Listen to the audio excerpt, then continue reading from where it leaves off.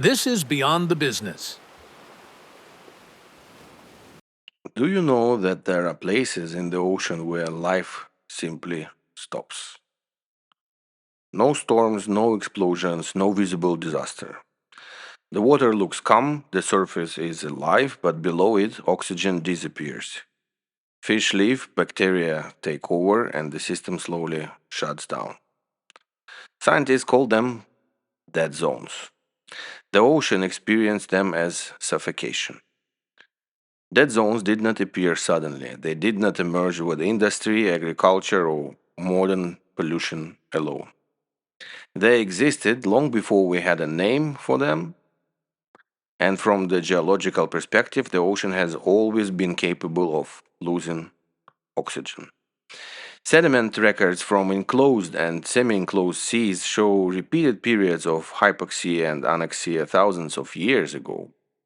The Baltic Sea is one of the clearest examples. Layers of sediment reveal long stretches where oxygen was absent near the seabed, not for months, but for centuries. This was not a collapse, it was a mode of operation. Changes in circulation temperature, salinity, and nutrient balance were enough to push the system into a low oxygen state. Life adapted, retreated, or disappeared locally. And when conditions shifted again, oxygen slowly returned. The ocean already knew how to do this. What changed later was not the mechanism, it was the trigger. In the early 20th century, scientists began to notice something different. Not in ancient sediments, but in living waters. In places like Shakespeare Bay, researchers started documenting recurring summer oxygen depletion in the 1930s. Fish kills were reported. Bottom dwelling organisms vanished from areas that had previously supported life. At the time, these observations were fragmented. There was no single concept, no unifying language. They were described as local anomalies, seasonal, regional, and temporary. The system was still being observed and not understood. It was only in the second half of the 20th century that the pattern became impossible to ignore. By the 1970s, scientists studying the northern Gulf of Mexico identified a vast area of recurring hypoxia linked to nutrient runoff from the Mississippi River basin. Every summer, oxygen levels dropped. Every summer, marine life retreated. This was no longer a local curiosity. It was large, predictable, and repeatable. For the first time, dead zones were clearly connected to human activity at scale.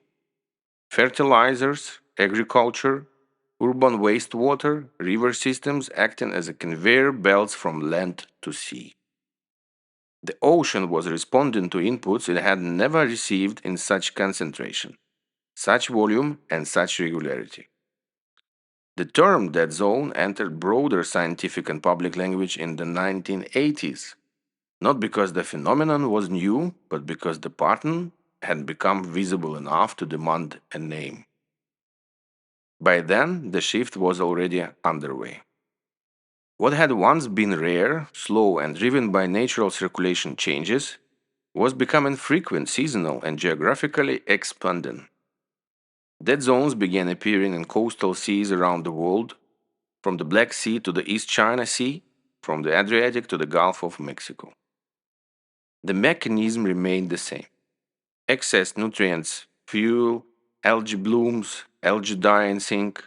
Bacteria consume oxygen as they decompose organic matter. Oxygen disappears faster than it can be replenished. But the system now receives continuous input. The ocean does not collapse, it adjusts. Dead zones are not accidents, they are not sudden failures. They are the ocean shifting into a low oxygen regime, a state it has entered before, but now more often over larger areas and under sustained pressure. This is not a story of a broken system. It is a story of a system doing exactly what physics and biology allow it to do when thresholds are crossed. The difference today is not that dead zones exist, it is what We have become one of the forces capable of creating them, quietly, indirectly, and with a delay.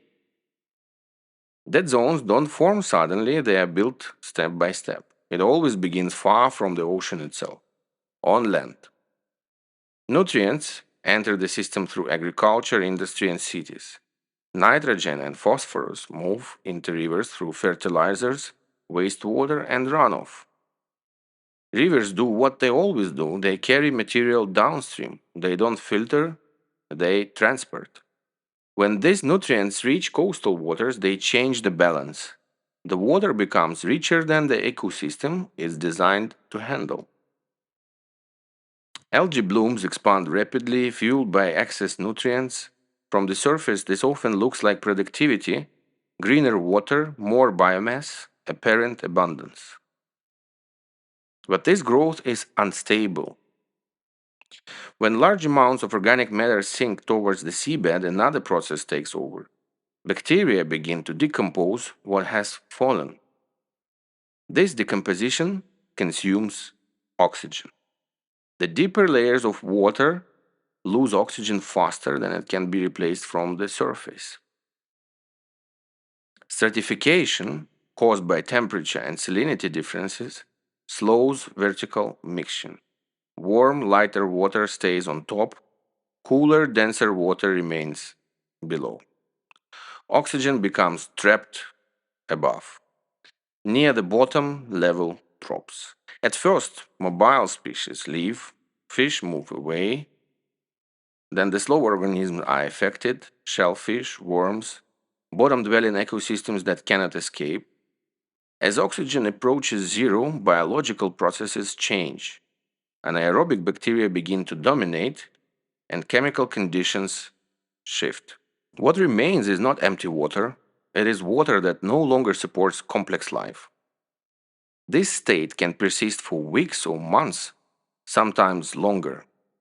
When conditions change, storms, seasonal cooling, shifts in circulation, oxygen may return, but the ecosystem does not instantly recover. Recovery is slower than collapse. Dead zones are not created by a single discharge or a single event. They emerge from accumulation, repetition, and imbalance. The mechanism itself is simple. What makes it dangerous is how quietly it operates and how easily it repeats. Dead zones are one of the clearest examples of delayed feedback in natural systems. The cause and the effect are separated by time, space, and visibility. What enters the system does not respond immediately. Nutrients released today may only reshape ecosystem months later, sometimes years later. This delay is critical. From the human perspective, action and consequences feel disconnected. Fertilizers are applied upstream. Wastewater is treated and discharged. Rivers continue to flow. The sea looks unchanged. Nothing signals failure in real time. Dead zones form slowly beneath the surface, away from daily observation. There is no single moment when something breaks, no alarm, and no visible threshold crossing. By the time oxygen levels collapse near the seabed, the actions that caused it are already part of the past. This is how delayed feedback works. The system absorbs pressure without immediate response. It stores change in chemical gradients, biological growth, and stratified layers of water. Only when multiple processes align, the effect becomes visible. And when it does, it appears sudden. From the outside, dead zones seem to emerge overnight. In reality, they are the result of long accumulation. This temporal gap distorts decision making. If consequences are not immediate, they are harder to associate with responsibility.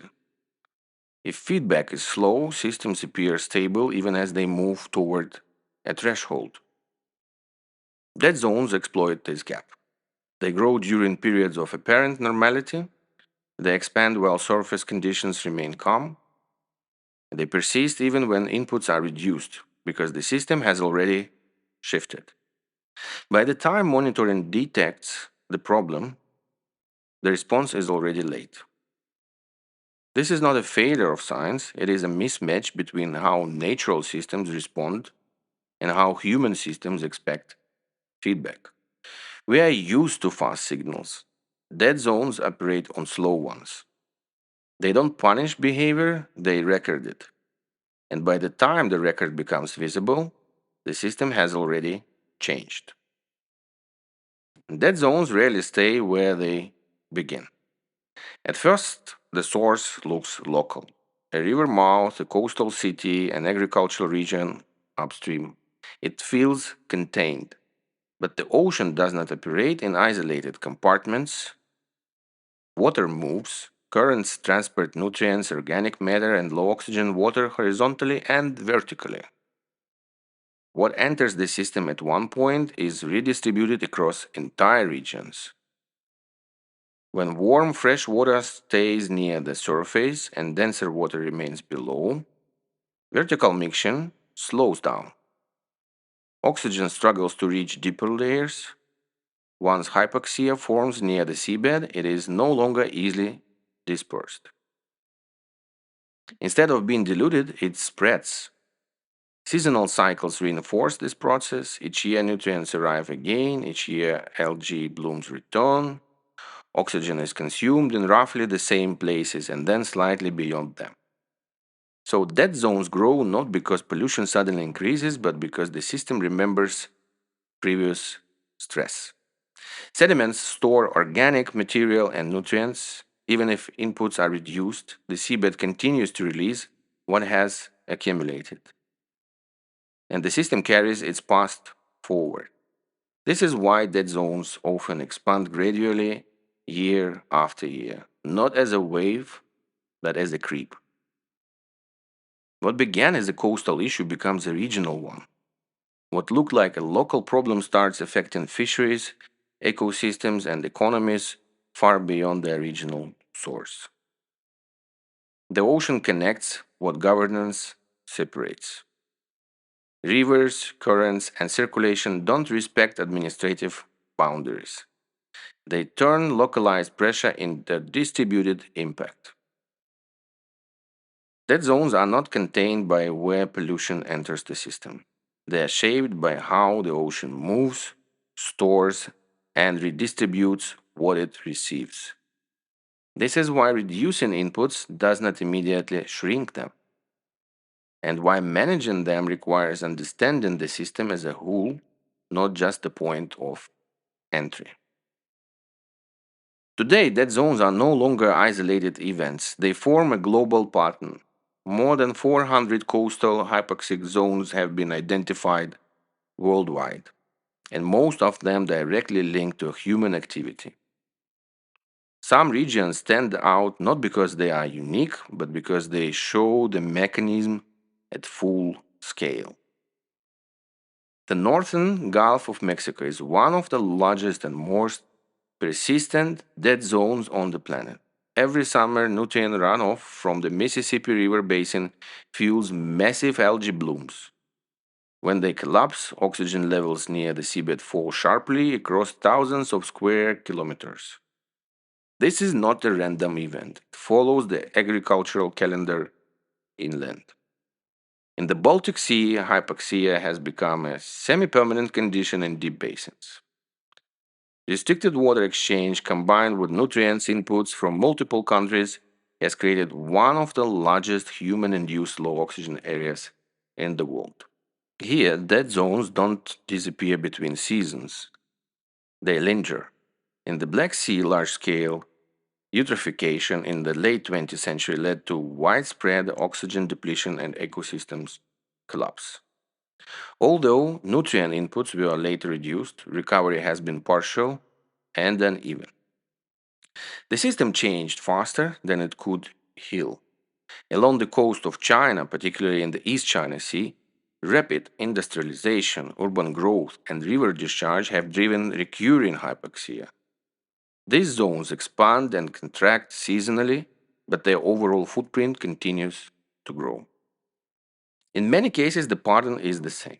Major rivers act as delivery systems. Agriculture, industry, and cities feed nutrients into waterways. Coastal seas absorb the load. Dead zones form not where the pollution originates, but where the ocean receives it. What connects this region is not geography, but a structure. Semi enclosed seas, large river basins, limited circulation, high nutrient pressure. These are not accidental hotspots, they are predictable outcomes of how modern human systems interact with ocean physics. Dead zones mark the places where accumulation has crossed a threshold and stayed there. Dead zones are often discussed as environmental problems. In reality, they are economic risks with delayed visibility. The first impact appears in fisheries. As oxygen level drop, commercially valuable species either leave or fail to reproduce. Fishing grounds shrink, catch becomes less predictable, costs rise as vessels travel farther to find viable stock. For coastal communities, this is not an abstract loss. It affects income, employment, and long term viability of entire sectors. Aquaculture is affected as well. Low oxygen events increase mortality, reduce growth rates, and raise the risk of disease. Operations that depend on stable water conditions become vulnerable to sudden losses. Tourism follows. Dead zones often coincide with the algae blooms, discolored water, and odor events. Coastal areas lose their appeal. Local economies built around seasonal tourism experience downturns that may last well beyond the visible event. These economic events are not isolated, they cascade. Supply chains tied to seafood, processing, logistics, and export markets absorb the shock. Ensuring costs rise, planning horizons shorten, the ecological footprint runs deeper and lasts longer. So dead zones alter food webs. Species composition shifts towards organisms tolerant of low oxygen. Biodiversity declines. Recovery, when it happens, it's slow. Even after oxygen returns, ecosystems don't simply reset. Spawning grounds may be lost, sediments remain enriched with organic material and nutrients. The system carries a memory of stress. This ecological inertia matters. And because it turns temporary pressure into long term vulnerability, from a risk perspective, dead zones expose a fundamental mismatch. Human systems operate on short cycles, seasons, budgets, election terms, quarterly results.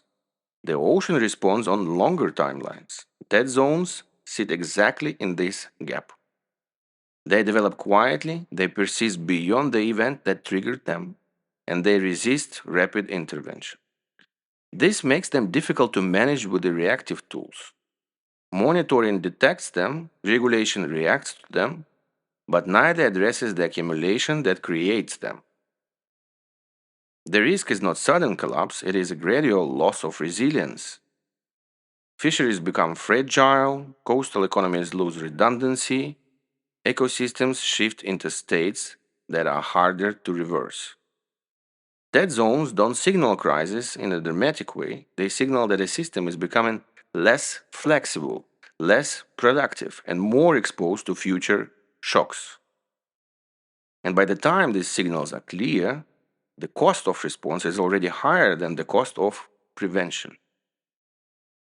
There is one aspect of dead zones that rarely enters public discussion.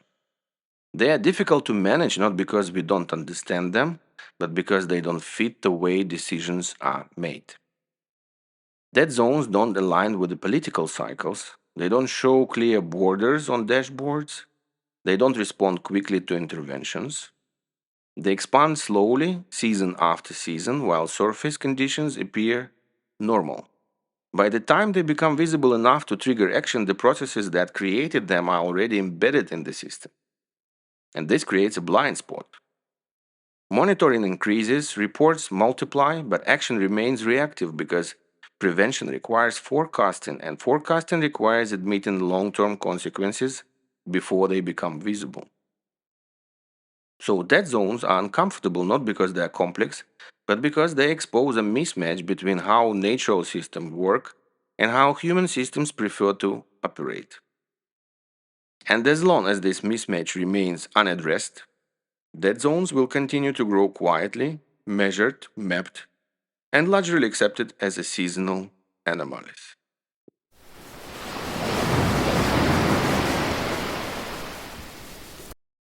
So, dead zones are not anomalies, they are signals. They don't announce themselves loudly, they don't arrive as disasters, they emerge quietly as the result of long accumulation and delayed response. What makes them dangerous is not their size, but what they reveal. They show how easily a system can change its state without breaking, how pressure can be absorbed for years before becoming visible, and how consequences appear far from the decisions that created them. Dead zones remind us that the ocean does not forget what it receives. It stores it and it responds it in its own way. This episode was not about isolated events, it was about how systems record human activity slowly, silently, and at scale. And this is only the beginning of the ocean of waste.